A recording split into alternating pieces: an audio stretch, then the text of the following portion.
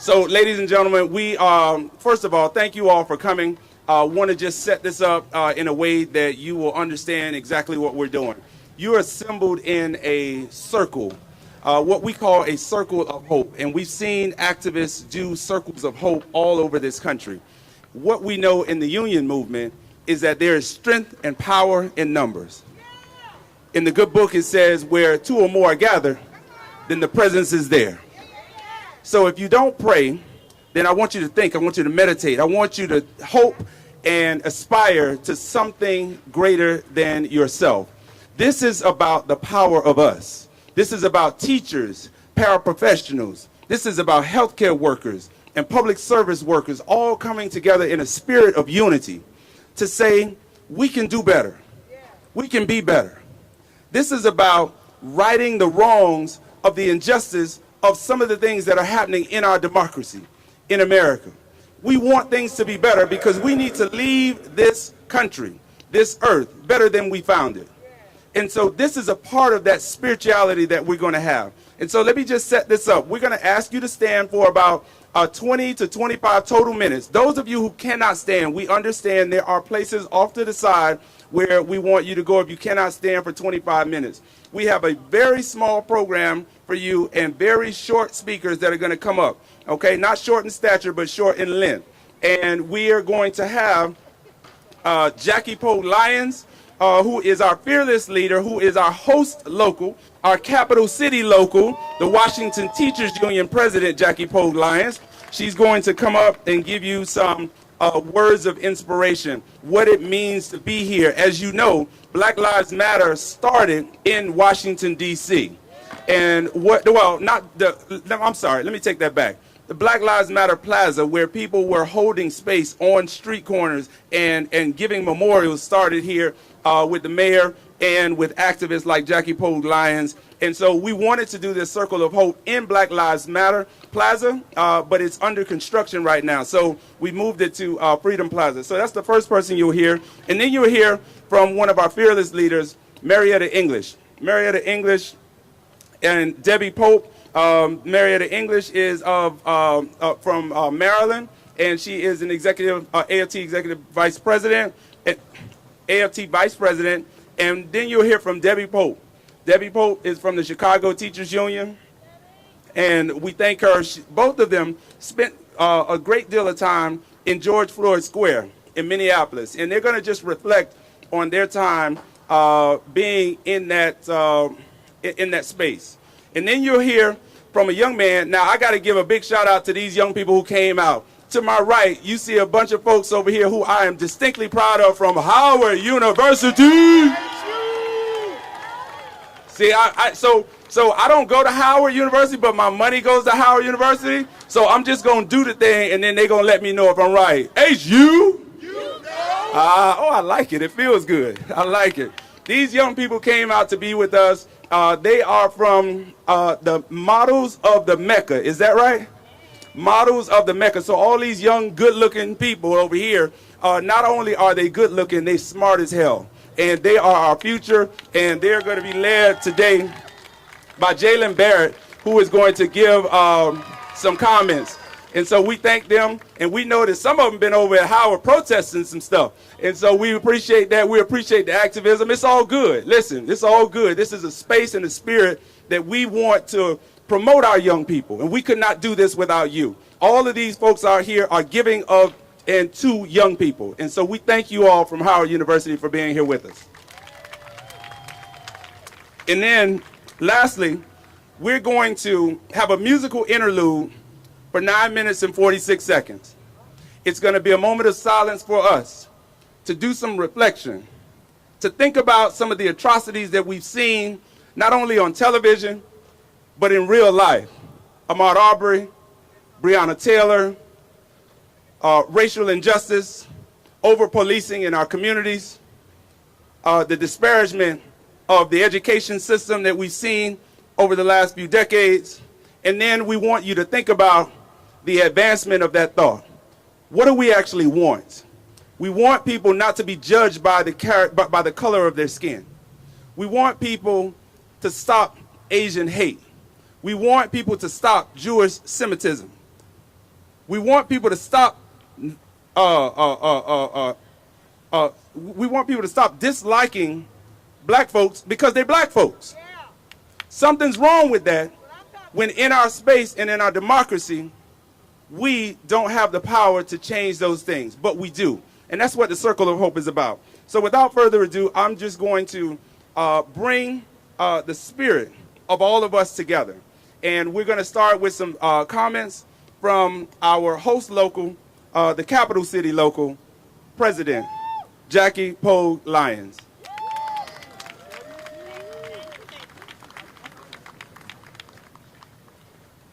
I'll try to be short, just as my height is very short. And don't be turned off by this book I have here. I'm a kindergarten teacher. I got to write everything down. So I want to welcome you. Good afternoon, everyone. And again, I'm Jacqueline Pogue Lyons, president of the Washington Teachers Union, Local 6. I am proud and honored to represent 5,100 educators in the District of Columbia Public Schools. I would like to thank the American Federation of Teachers for this incredible conference. And I would like to thank everyone for the heroic leadership of Randy Weingarten, Evelyn De Jesus, and Fred Ingram. The WTU would like to officially and warmly welcome you to the nation's capital. Just like you, many of the Washingtonians have had a long and trying and unprecedented year and a year and a half due to the pandemic and the tragic murders of George Floyd and Breonna Taylor.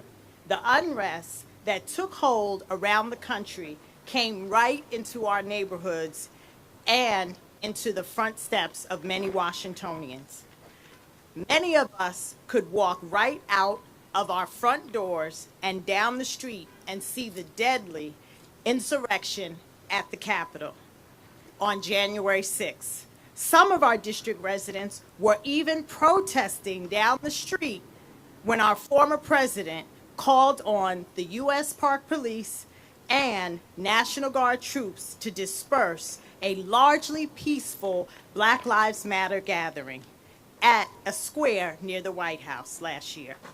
The havoc taking place at the Capitol and by the White House was not representative of our city or our residents, who felt like our city had been invaded by insurgents.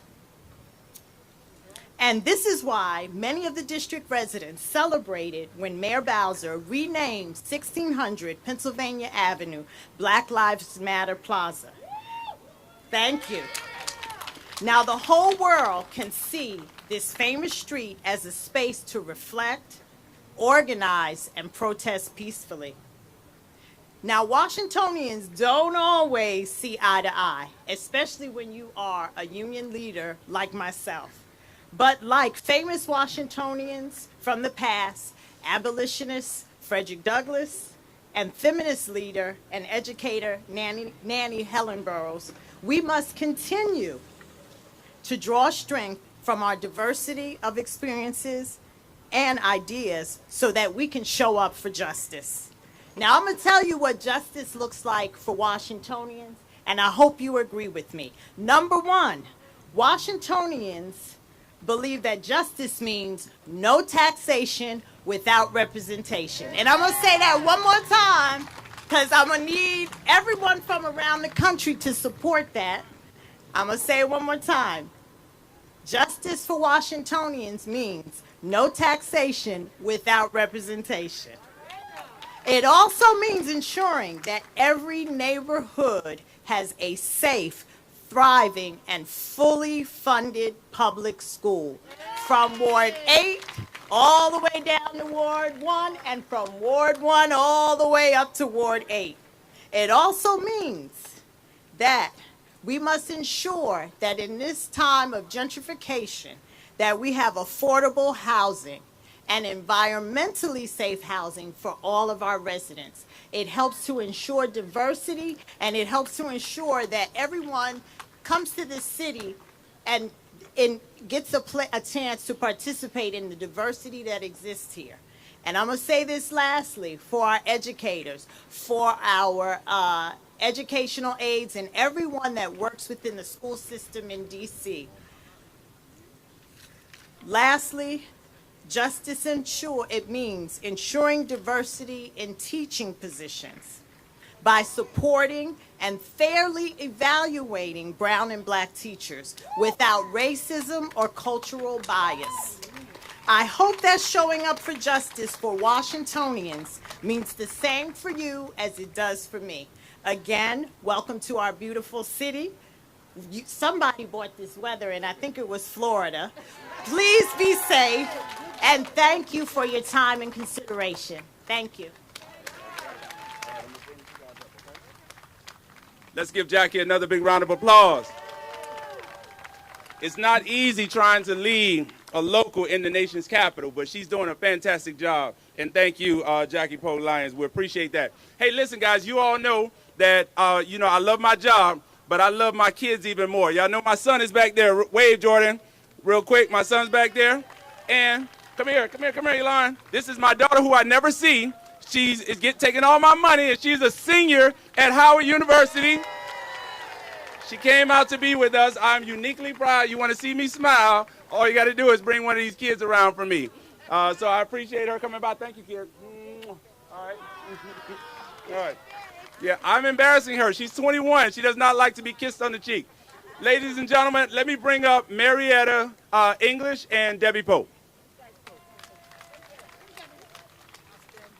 Okay. Good afternoon, AFT. I am Marietta English, a member of AFT Maryland, Local 8018. I had the distinct privilege of going to Minneapolis to the George Floyd Square.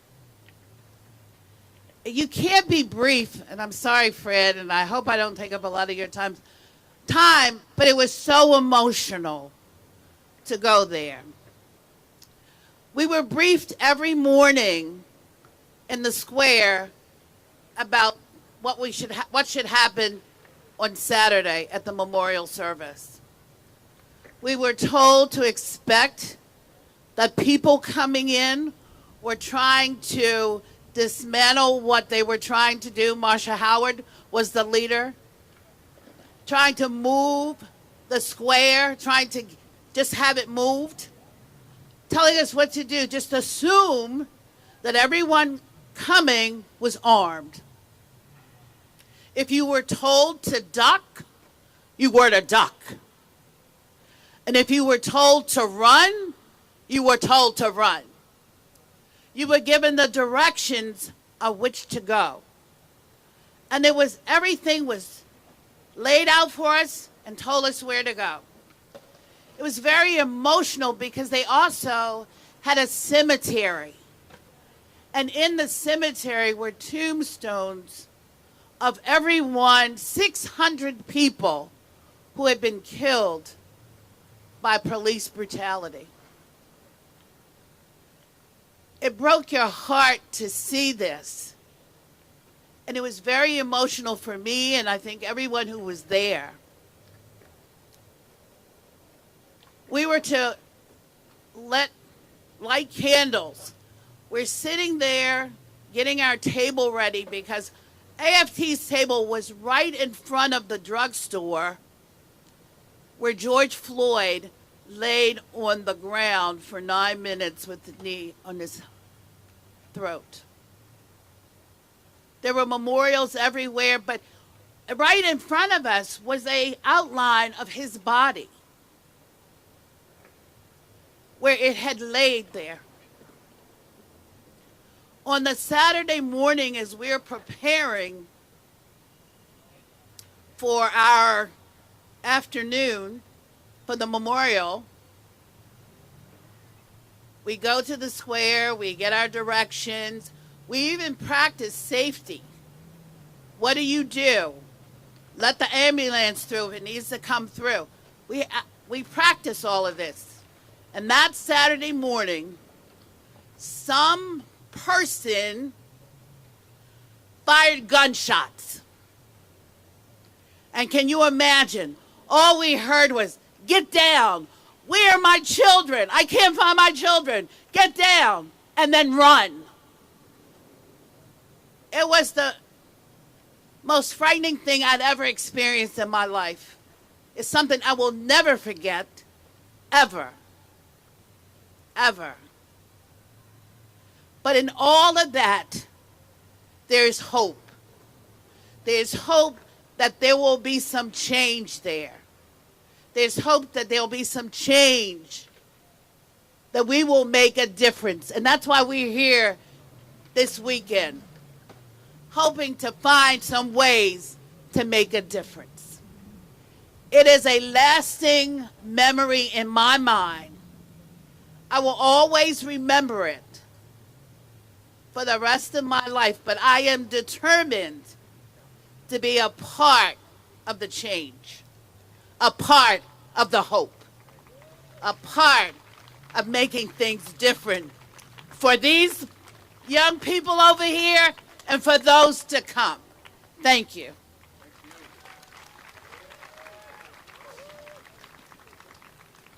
Hi, I'm Debbie Pope, and I represent the mighty Chicago Teachers Union that has been out in the streets fighting for justice, not just for our members, but for our communities, our families, our students, and for the kind of education that all children deserve everywhere, not just in our country, but throughout the world, a quality, well-resourced education. So, when I got the invite to go to George Floyd Square with AFT, it made me feel very proud that my union was doing this. And we weren't going for a photo op. We were going to sit in the square and be part of an actual movement. And this movement is something, Marietta described one aspect of it, but I want to describe a different aspect of it. It was a community-led, bottom-up movement of people who lived in the neighborhood, people who cared passionately about their community. It was an exercise in restorative justice. It was an exercise in bringing in all kinds of people, street people, people who were not necessarily, middle class, people who were not necessarily a part of the BLM movement in any official way, but people gravitated towards the square. Everybody was welcomed in.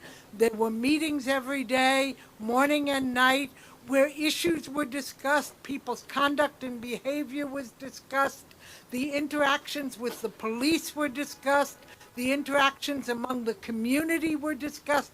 It was a very special thing. I felt as if I was part of a beautiful social experiment for the future, something that really reminded me a lot of my early days when I was a protesting college student in Madison, Wisconsin, during the Vietnam War movement, where we were trying to figure out new forms of behavior, new ways of treating and relating to each other.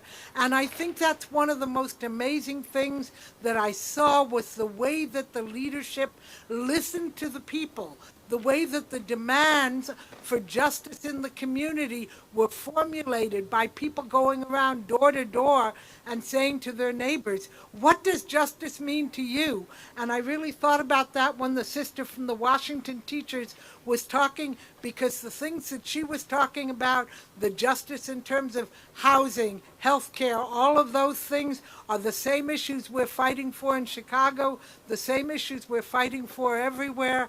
And I just want to thank AFT for supporting this effort in Minneapolis, for being a part of this George Floyd Square, and for being a part of the BLM movement overall. We've been out in the streets in Chicago, first with car caravans, then with in-person demos, and we will continue this fight, because no justice, no streets, no justice, no peace. Thank you, Debbie, and thank you, Marietta. We appreciate your time and your effort. I want to give a big shout out to our president, Randy Weingarten, who greenlighted all of our efforts all across this country, specifically to George Floyd Square, and told us not only was, did she give us permission and approval to go, but she went herself. And she was there in the George Floyd Square for several days along with our contingent. So I want to thank her, and we know that she'll be with us on tomorrow. I want to bring a young person up who I mentioned earlier. We cannot have open space and hope and aspirations about the future without talking about young people in the future. Again, we have students. I don't know how all these students from Howard University got here, because it is homecoming at Howard University on Friday night. But they came out to be with you just for a few moments, and Jalen Barrett is going to speak on their behalf, and he is a junior. What's your major, Jalen? Supply chain management. Can we get some of that right now over in California, please? Okay, we need that right now. So come on over, and we appreciate you. Okay, Jalen. Thank you for the awesome welcome and introduction. Like you said, my name is Jalen Barrett. I'm a junior supply chain management major from Lower Maryland by way of Ghana. Can y'all hear me okay? Okay, beautiful. A little louder? Hello? Okay. Awesome.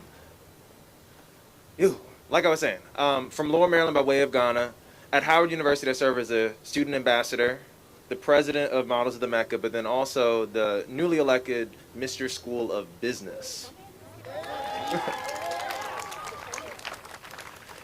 So I'd like to start off by thanking AFT for giving me the opportunity to speak. But before going any further, though I may not know you, I love you. And I want you to know that now, because we may never see each other again when it counts. As we continue to meander throughout our lives, we must remember kindness and compassion. What I just said is what I said when I gave my commencement speech in 2019. A couple years back at high school, I was trying to show a vision of hope in which we could all indulge in, no matter our creed, ethnicity, or sexuality, a place where we didn't feel limited.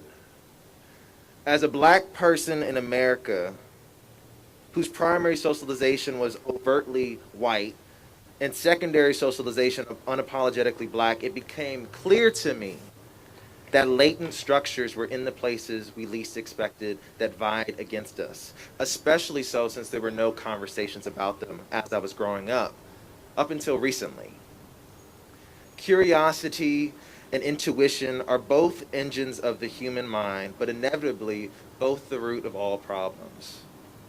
I asked myself, if we lack the perception to determine what is right and what is wrong, would it be easier to live? And the answer is yes, it would be, but it would also be less fun. It's important to raise the questions and shine a light on the things that signal inequity. It's also important to show empathy, imagining yourself in someone's shoes and following the golden rule, treating people the way they choose. When I think about Black Lives Matter Plaza and Freedom Plaza, I think of a stamp that etches the beginning of change towards equity in our communities. It makes me hopeful of a later time where everyone will be treated with respect, without a second thought. It makes me hopeful that when I'm a father, like Mr. Ingram, my children don't have to worry about the things I do, or the things that my mother did, or the things that my grandparents did. It also inspires me to do more, to fight the battles others won't in the ways, conventionally and unconventionally, whether they see it or not, to maximize its impact, spur innovation, enable dedication, and craft the change we want to see. I hope you all will join me in this vision. Thank you.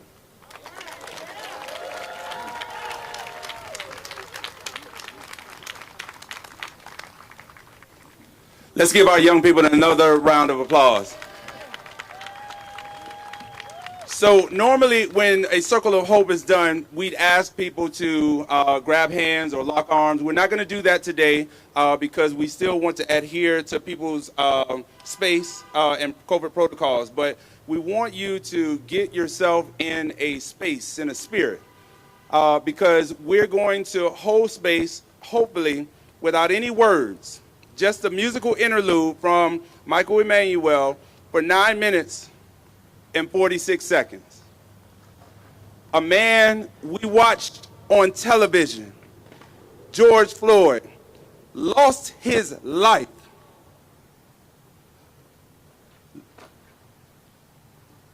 Lost his life.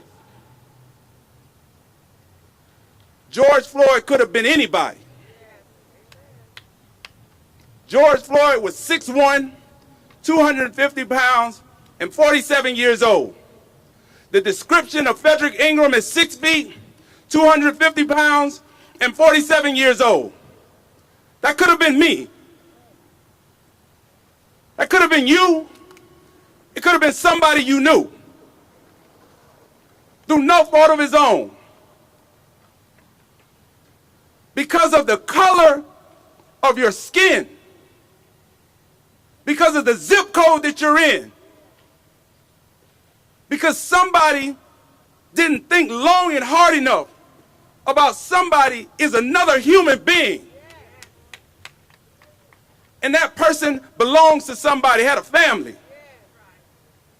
Hold your spirit and hold your truth around George Floyd's daughter. Because the words that cried out from her were, "Daddy, you changed the world." I think about my daughter. I think about my son. I think about my 15-year-old who's got a volleyball game tonight, and I'm missing it. But this right here is the spirit of us all. And so if you can hold space and reverence and spirit with me for 9 minutes and 46 seconds, we're going to ask you just to listen to this music, be involved, be present, have your heart wide open. Think about these young people and think about the communities that they come from. Think about what they represent. They are our future. And I always tell people, our young people will take care of us one way or another. We should pour into them now so they don't have to pour into us later. 9 minutes and 46 seconds, our circle of hope for the American Federation of Teachers.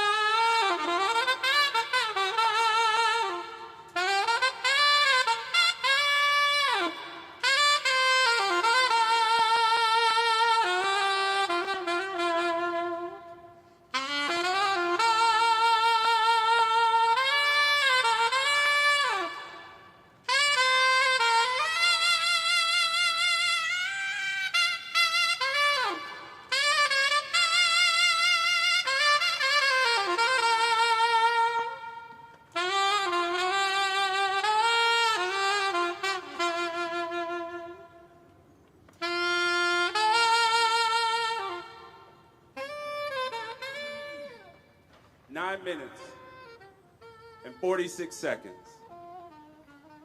9 minutes and 46 seconds. This is about hope. It's about inspiration. We are in the nation's capital, in the most powerful government in the world, in the most powerful country in the world. This is America, and this is our country. We love it so, and we reserve the right to criticize her perpetually. We want to make this country better. We want to make it more fair and more just and more honest. For our young people that are in the circle, within the circle, we thank you for everything that you do and will do. This is about our future. This is about the American Federation of Teachers, the 1.7 million members across this country who give their lives to students and communities and families every day. Ladies and gentlemen, give yourselves a big round of applause for being in Washington, D.C., paying tribute to us, to better, to hope, to aspiration. Thank you all so much for being here. Give another big round of applause to HU. HU. Thank you all very much for being the best of the best. We appreciate you so much, and we know that the next doctors and lawyers and teachers and politicians are standing within our circle right now. You all have the power of all of us, and we now have the power of all of you. Thank you so much. Jalen, I appreciate your group. I appreciate Howard University and all the HBCUs that contribute to the edification of this country. Thank y'all so much. AFT members, we are going to head back on our buses. Remember that dinner is on you. Women's Committee, you all still have work to do, okay? So I know that you all